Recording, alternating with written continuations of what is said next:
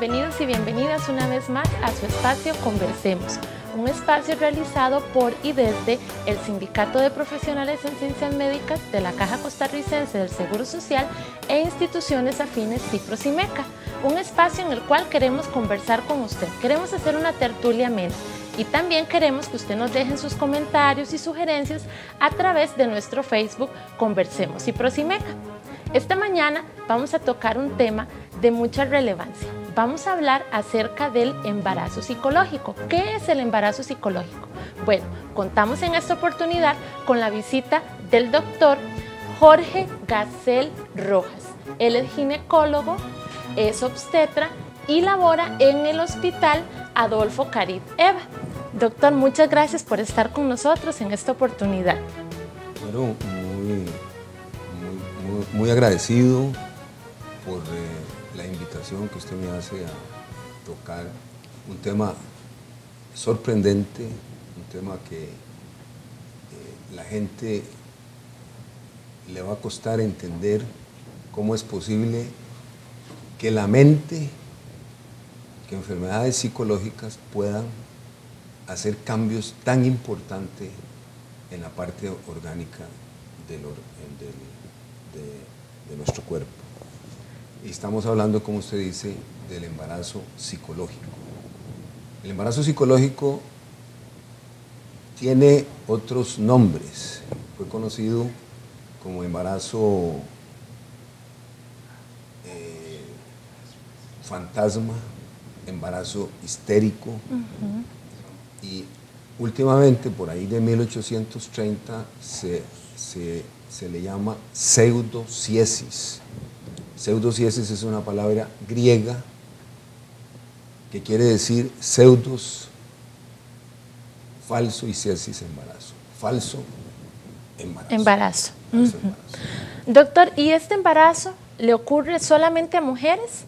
No, el embarazo psicológico, curiosamente, a la gran mayoría son mujeres.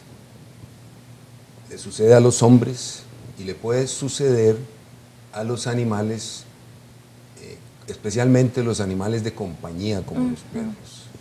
¿Cuál es el nombre que se le da, por ejemplo, a un embarazo psicológico de un hombre? Porque no podemos decir que está embarazado, ¿verdad? Sí, el embarazo psicológico del hombre tiene un origen francés.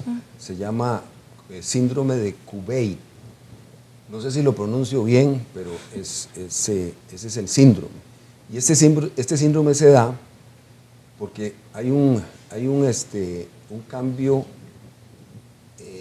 importantísimo en la pareja, en el hombre de la mujer que está embarazada, y entonces él se identifica con la paciente, con la esposa, y entonces comienza a sentir los síntomas del embarazo y también puede ser un embarazo psicológico. Pero se da entonces cuando la pareja está embarazada. En su mayoría. En su mayoría. En su mayoría es una identificación, es parecerse, es ayudar, es sentir, en su mayoría. ¿Y existe algún tipo de hombre o de mujer desde el punto de vista psicológico, médico, que sea más propenso a padecer de embarazo psicológico? Muy interesante la pregunta, porque yo, revisando el tema, he notado que la gente que tiende a tener embarazos psicológicos tienen un perfil especial psicológico. Son pacientes depresivos, son pacientes con falta de cariño, son pacientes ansiosas, alexitímicas, que esto quiere decir que no pueden expresar sus sentimientos. Entonces, ese es el perfil que favorece tanto a las mujeres como a los hombres, para que esa tendencia a hacer un embarazo psicológico sea más fácil de suceder. ¿Y hay algún tipo de edad específica para que exista un embarazo psicológico? No hay edad, a cualquier edad. Inclusive sabemos muy bien que hay 3 tipos o 4 tipos de pacientes que son las pacientes que nos pueden hacer un embarazo psicológico. El primero es una paciente joven, o que recién inicia su vida sexual, está recién casada, o muchachas adolescentes que están teniendo vida sexual sin protección y entonces desarrollan un temor enorme a tener un embarazo, entonces comienzan a sentir los síntomas, que después vamos a hablar de los síntomas, y pueden hacer un embarazo psicológico, una pseudociesis. El segundo patrón es aquella mujer que está llegando a su edad madura y por alguna razón le viene la menorrea o falta de regla y ella se siente todavía fértil y desea enormemente tener un embarazo y puede hacer también un embarazo psicológico. Un tercer grupo de pacientes son pacientes también, bueno, las pacientes infértiles, esos pacientes, pues, ese enorme deseo de tener embarazo las hace que hagan una pseudociesis. Y por último, esas pacientes que fueron casadas y que tienen una nueva pareja o un nuevo matrimonio, etcétera, y también con el enorme deseo de satisfacción para darle un hijo a su nuevo esposo, pueden hacer un embarazo psicológico. A veces, doctor, las mujeres somos un poquillo majaderas en ciertos aspectos. Nos automedicamos con métodos anticonceptivos, decidimos cambiarlos de la noche a la mañana. Alguna amiga nos recomendó que era mejor utilizar la inyección que tomar pastillas, entonces dejamos de tomar pastillas y nos inyectamos, en fin, hacemos un combo de hormonas terrible, ¿verdad? Esto puede desenfrenar a que estos trastornos hormonales estén presentes para que las mujeres desarrollemos embarazos psicológicos. No. Los métodos anticonceptivos no. Lo que usted me acaba de decir es cierto, y mucha gente lo hace, y es una consulta de todos los días muchas veces de esa falta de información, porque toman ya sea las pastillas o gestágenos orales o gestágenos inyectables o cualquiera de los métodos en una forma muy desordenada, no las toman como deben de ser, no comienzan el día que se debe iniciar, terminan cuando les da la gana, hoy no la toman. Eso lo que puede traer son trastornos hormonales, pero no nos va a llevar a un embarazo psicológico. Ok.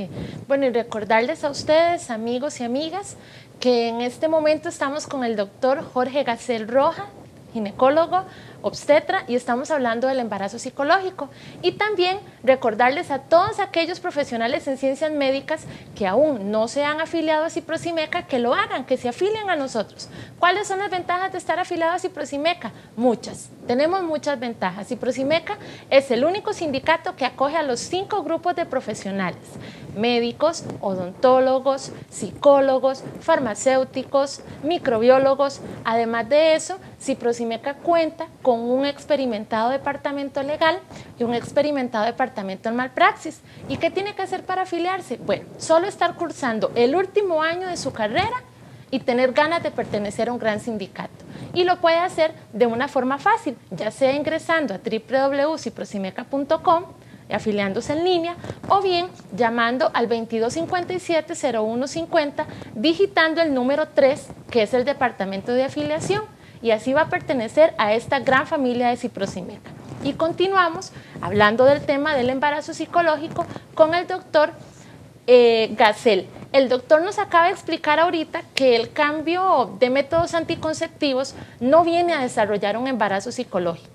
Pero entonces, doctor, cuéntenos cuáles son las causas o cuáles son esas características que desarrollan las mujeres, hablando propiamente de las mujeres, en un embarazo psicológico, y después veremos las que desarrollan los hombres.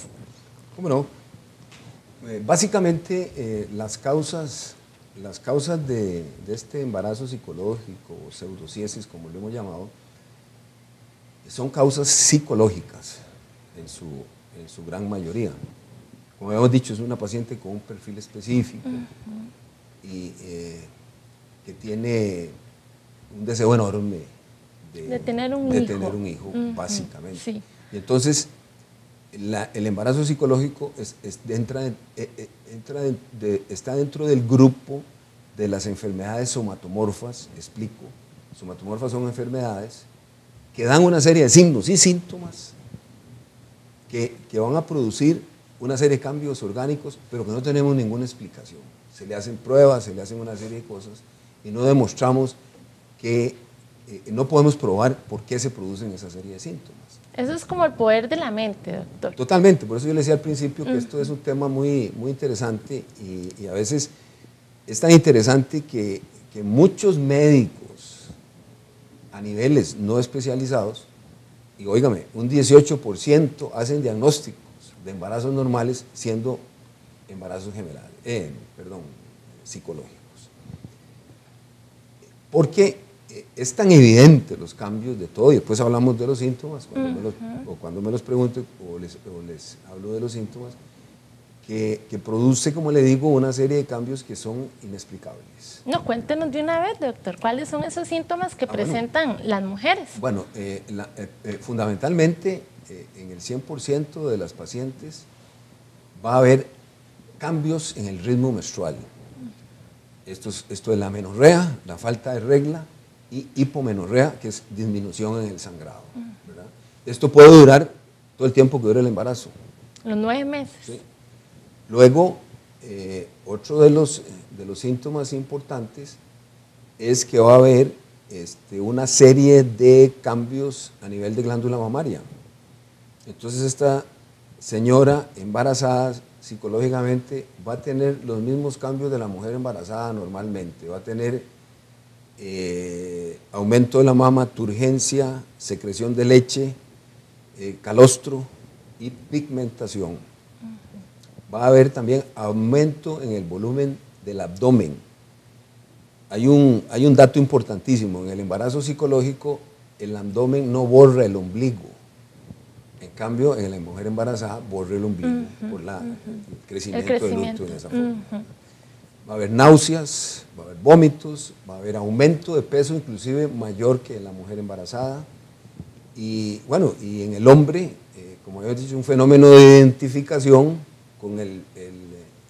con su esposa o con su pareja puede desarrollar sintomatología igual. Qué interesante, doctor. Qué interesante el hecho de que el cuerpo produzca todas estas sensaciones, me imagino que también los antojos, ¿verdad?, etcétera, sabiendo de que no hay un producto, como ustedes lo llaman, dentro de su organismo. Y entonces, ¿cómo descubren ustedes que no hay un embarazo? Bueno, eso es muy importante. Perdón, doctor, tengo entendido que incluso pruebas de sangre han salido positivas. Sí, a eso iba. La primera causa que hablamos es la causa psicológica que produce serie de síntomas, pero también hay causas neuroendocrinas. Es decir, hay alteración de las hormonas, hay alteración de la hormona FSH y la LH, que son la folículo estimulante y la hormona luteínica. Al disminuir estas hormonas va a producir anovulación, o sea, no va a haber ovulación. Esto va a llevar a que haya amenorrea, no hay regla, ¿verdad? Entonces ahí comienza el síndrome. Ya la paciente sabe que no está arreglando, ella cree que está embarazada. Está embarazada. Y además la prolactina se eleva, y que es la que produce los cambios a nivel de mama. Entonces es una señora que no tiene regla, que comienza a tener cambios como la señora normal embarazada en sus glándulas mamarias, con dolor, que me duele, etcétera, etcétera. Y comienza a desarrollar esa serie de síntomas. Y me decía, perdón, la pregunta... La pregunta es, ¿cómo podemos saber entonces que no hay un embarazo? Bueno, es importante, y para esto después voy a dar, después de que le explique, hay un ejemplo clínico que no me pasó a mí, pero que sí lo saqué de la literatura, que demuestra más o menos lo que puede estar pasando. En este momento, a nivel especializado, yo creo que difícilmente va a pasar que se nos escape un embarazo psicológico. Es decir, si una paciente llega a un consultorio médico o lleva a un servicio de la caja especializado, pues se le hacen los exámenes y se le hace un ultrasonido, y evidentemente desde las 5 o 6 semanas uno ya puede determinar si hay o no hay embarazo, si el fetito está dentro del útero, etc. Obviamente que en el embarazo psicológico no lo vamos a encontrar. Pero sin embargo tenemos una serie de consultas periféricas donde probablemente lo que hay es un médico general o un especialista sin recursos, y puede, como le digo, un 18 equivocarse y darle a ese embarazo largas y llegar hasta edades avanzadas del embarazo.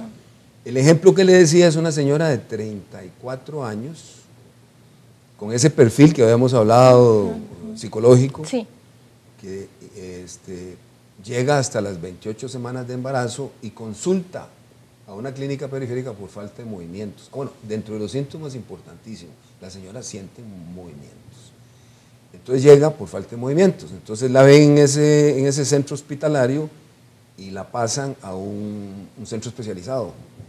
Entonces ya se hacen los exámenes. Es una paciente, esto es interesante, es una paciente que se le examinan las mamas, es una paciente con mamas con toda la descripción que le he dicho, con un abdomen prominente, con toda la sintomatología de un embarazo. Se le hace el ultrasonido y no hay nada. Okay.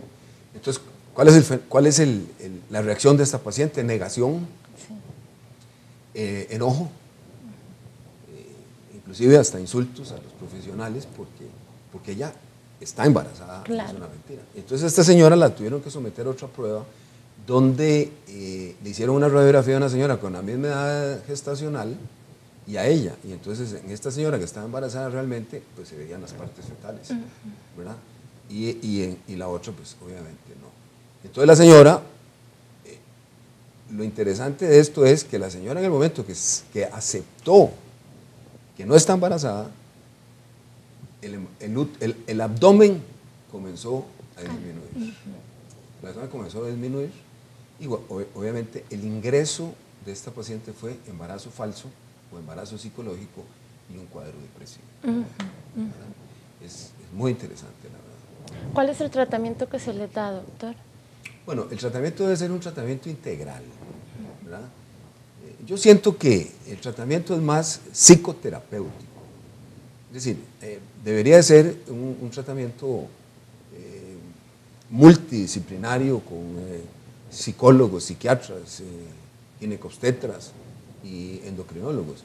Pero, como habíamos dicho al principio, esta es una enfermedad puramente psicológica. Es un tratamiento que debe ser tratado por un psicoterapeuta. ¿Cuántas veces en su vida, por así decirlo, puede una mujer presentar embarazos psicológicos? Bueno, ahí la historia dice que, por ejemplo, de esto se habla, bueno, hay un caso especial que es esta María I de Inglaterra o María Tudor, presentó 2 embarazos psicológicos. Ella era la famosa aquella reina que quería regresar a que el imperio británico, que Inglaterra volviera a pertenecer o depender de la Iglesia Católica. Entonces le llamaron la Bloody Mary, no por el vodka, sino por sanguinaria. Sí. Y entonces fue una mujer con ese perfil que hablamos y hizo 2 embarazos. También Hipócrates, el padre de la medicina, nos habla de 350 años de Cristo, 12 casos de embarazo. 12 casos de embarazo psicológico. ¿Estamos expuestas todas las mujeres a sufrir embarazos psicológicos? Me imagino que tienen que estar dentro de ese perfil, ¿verdad? Es decir, deben de tener cualquiera de esas situaciones que favorecen esto, y sí, me imagino que sí. Pero debe haber una personalidad muy específica, muy clara, para que esto se pueda desarrollar. Es una paciente que no tiene estos problemas de ansiedad ni ningún problema de este tipo, difícilmente lo va a desarrollar. Sí, porque al inicio usted nos hablaba de tal vez adolescentes que están empezando a tener relaciones sexuales o parejas recién casadas, entonces que está ese miedo, ¿verdad? Pero ese miedo llega como hasta un punto. Sí, bueno, no, el miedo me imagino yo de la mujer adolescente, que obviamente sus papás no deben de saber de su vida sexual. Eso ha cambiado mucho ya, pero es un temor que puede llevarlas a tener ese trastorno psicológico que nos lleve a un embarazo psicológico. Sin embargo, no existen casos de adolescentes que hayan presentado, o no sé si existirán, embarazos psicológicos y hayan tenido estos síntomas, pechos grandes, bulto extendido, etcétera. Sí, claro, sí han existido. Sí se describen en la literatura. Es decir, es una de las personas, dentro de las 4 categorías que nombramos, es una de las pacientes susceptibles a poder hacer un embarazo psicológico. Doctor, dentro del punto de vista familiar, ¿cómo se debe tratar un embarazo psicológico? Porque usted nos decía que existe una negación, ¿verdad? Y muchas veces pues tenemos el mal hábito de no, es hipocondriaca, no, sea loca, ese tipo de malos comentarios que a veces creemos que tratando de ser fuertes con las personas, más bien lo que estamos haciendo es debilitándolas. Entonces, desde el punto de vista de familia, ¿cómo podemos tratar un embarazo psicológico? Bueno, al principio hablé de que era un tema multidisciplinario, y se me olvidó decir la familia. Eso no se puede dejar de lado. Entonces sí, la participación de muchos especialistas, entre ellos me quedo yo con el psicólogo, con el psiquiatra, fundamentalmente el psicólogo, esto es una enfermedad de tipo psicológica. Y sí, ese apoyo de poderle brindar ese servicio, poderle explicar a la paciente, de darle ese tratamiento, si es una paciente depresiva, ansiosa, pues sí, darle tratamiento desde ese punto de vista y bueno, y hacer un análisis ginecológico bien para ver si la paciente puede realmente quedar embarazada o no puede quedar embarazada, porque otra de las pacientes que se me olvidó mencionar son las pacientes infértiles, creo yo, que son las pacientes que son también muy susceptibles a eso, porque tienen un enorme deseo de quedar embarazadas y no pueden. Estas definitivamente no pueden porque ya se le hicieron probablemente estudios y entonces hacen ese embarazo psicológico. Yo recuerdo también, es el único caso que yo recuerdo mío en mi consulta, de una señora que me llegó a la consulta, una señora mayorzona de unos 50 años por ahí, que me llegó con maternal, con un compañero joven, y me dijo que venía a controlarse el embarazo. Entonces yo obviamente hice los estudios y le dije que no, que era muy temprano el supuesto embarazo, y le dije que no, que la sensación que yo había sentido y las cosas me decían a mí que no había ningún embarazo. Bueno, lo que pasa con estas pacientes, se van a consultar a otros médicos y siempre la negación, ellas quieren ser madres, como el lugar. Ser madres, ellas quieren complacer a esa nueva pareja de alguna manera, dándole un hijo, y ahí es donde comienza el conflicto y se desarrolla el embarazo psicológico. Para ir concluyendo, doctor, ahorita usted me decía, la paciente me llegó a control. Entonces, primero pasan donde el médico general y le dicen, siento que estoy embarazada. De una vez va donde el ginecólogo o le practican los exámenes. Bueno, no, ¿cómo sucede ese mecanismo? Es que el problema aquí, Nancy, es que no se sabe qué tipo de paciente es. Es decir, son todas, entonces no sabemos cuál acceso, a qué medicina tienen acceso. Si es una medicina rural o si es una medicina de VAIS, pues lo primero que le van a hacer probablemente es pues hacerle un examen, hacerle un Papa Nicolau, pedirle examen y se puede después de embarazo, que pueden salir positivos. Exactamente. Entonces ya entramos en ese 18% que va a seguir con ese embarazo. Va a seguir con ese embarazo y llega un momento en que comenzamos a darnos cuenta, o ella es referida a algún servicio porque no se le oyó el corazón o porque cualquier cosa que pase. Entonces ya cuando cae en manos de los especialistas, pues obviamente ahí los recursos que se tienen son buenos y nosotros hacemos el diagnóstico que es un embarazo. Ahora, esto es muy infrecuente, esto va de 1 a 6 casos en 22.000. Muy poco. Es poco, sí. Y como le digo, yo creo que esto tiene que ir disminuyendo porque la tecnología ha avanzado mucho y rara vez en un centro especializado se pueda cometer este error, ¿verdad? Doctor, muchísimas gracias de verdad por haber estado con nosotros en el programa Conversemos, un tema muy interesante, un tema que tiene muchos mitos, que tiene muchas dudas y sin embargo usted nos aclaró gran parte, ¿verdad? Porque el tiempo es muy corto para desarrollar un tema tan amplio, ¿verdad? Pero le damos de verdad las gracias por haber estado con nosotros en esta oportunidad. Así que, y esperamos que no sea la última vez que esté con nosotros acá. No, cuando usted guste, yo estoy a la orden. De veras, yo también le agradezco la invitación. Yo soy miembro del sindicato desde hace muchos años. Inclusive tengo alguna participación como asesor con Manopraxis, con el doctor Carlos Tiffer. Y entonces yo me siento muy orgulloso de pertenecer a un sindicato como profesionales en ciencias médicas. Y cuando ustedes gusten, yo estoy a la orden de poder conversar con ustedes. Gracias, doctor. Y muchas gracias a todos ustedes por estar con nosotros. Los invitamos el próximo miércoles, recuerden, 6:30 de la tarde. El tiempo es nuestro, así que conversemos. Que la pasen muy bien.